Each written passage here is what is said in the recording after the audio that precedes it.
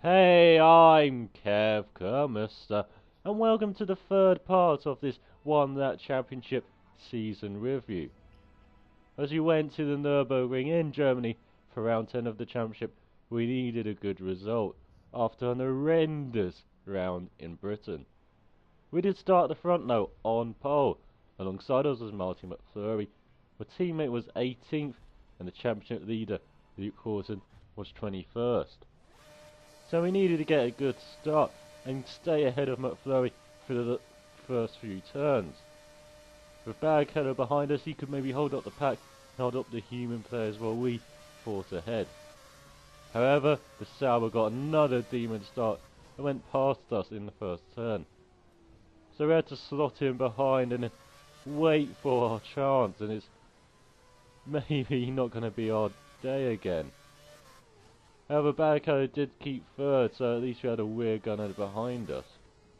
As we went to the end of the first sector, McFlurry was a bit early on the brakes, but even then we couldn't make it past him. We were just a bit slow and sluggish through this race. We just couldn't keep up with the Sauber or just have any chance of making a move. Even when we went down into the Dunlop curve, we gained a bit, and then on the exit we just lost some time, and it was always just slipping away from us. Now Barrichello was behind, but Luke Horton, he was charging through the field.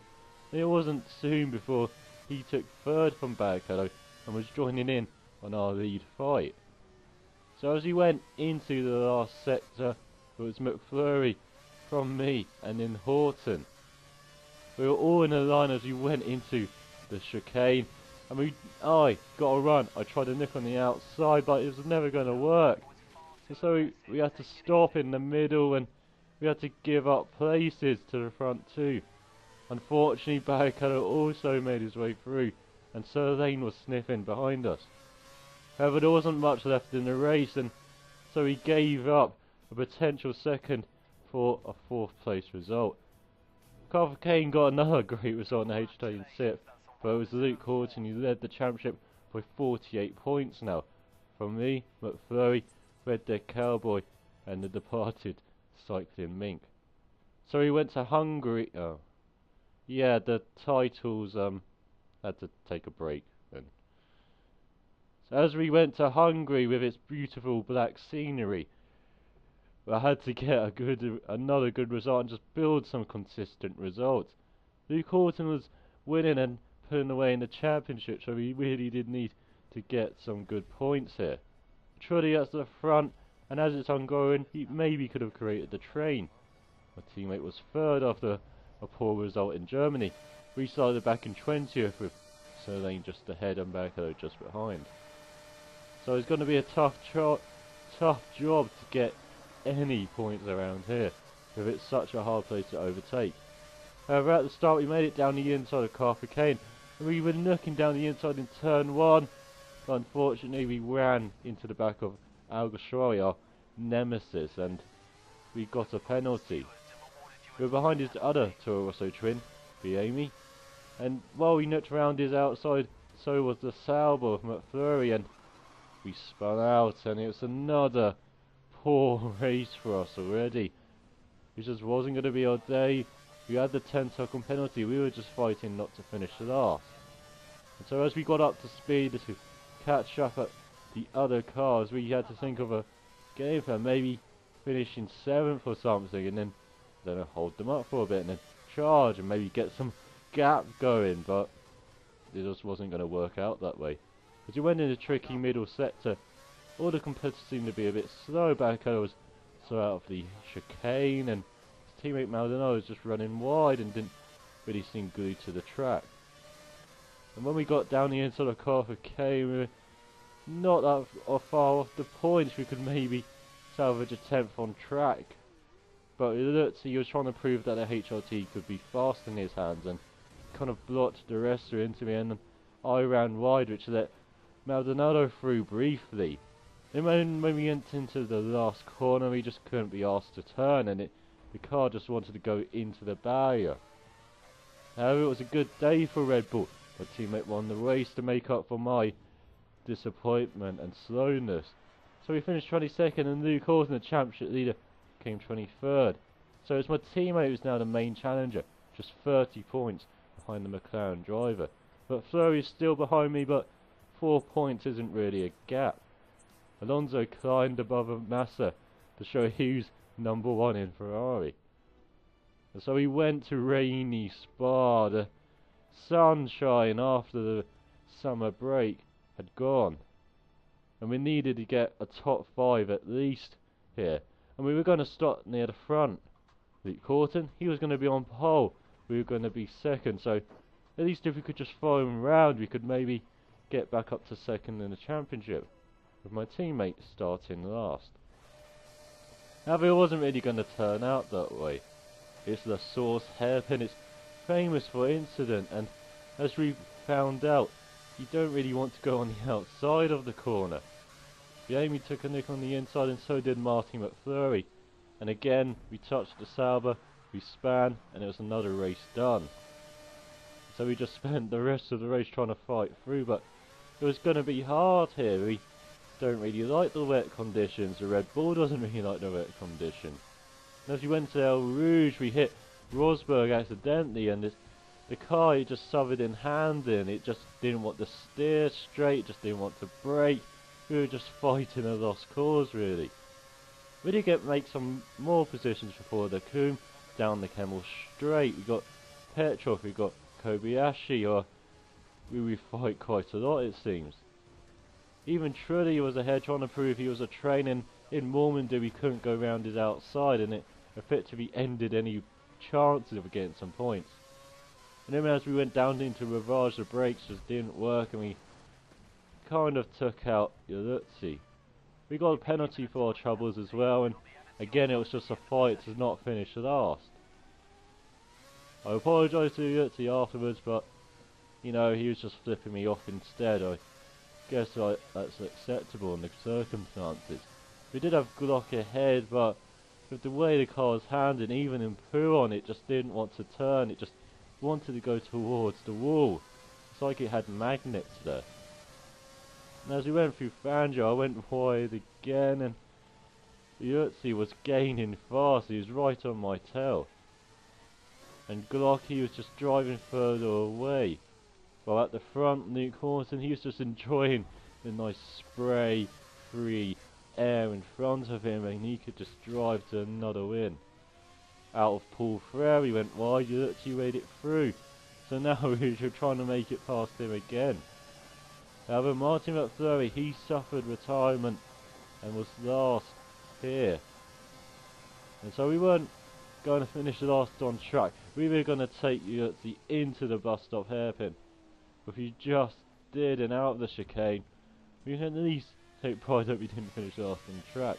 But it's a terrible result, and now we could just see the title slipping away. Red Dead Cowboy had to finish 19th, and it was a poor day for Red Bull. It meant Horton extended his lead to over 50 points at the front.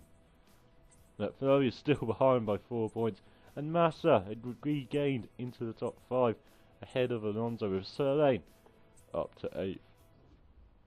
And so we went to the home of the Italian faithful, the Monza circuit.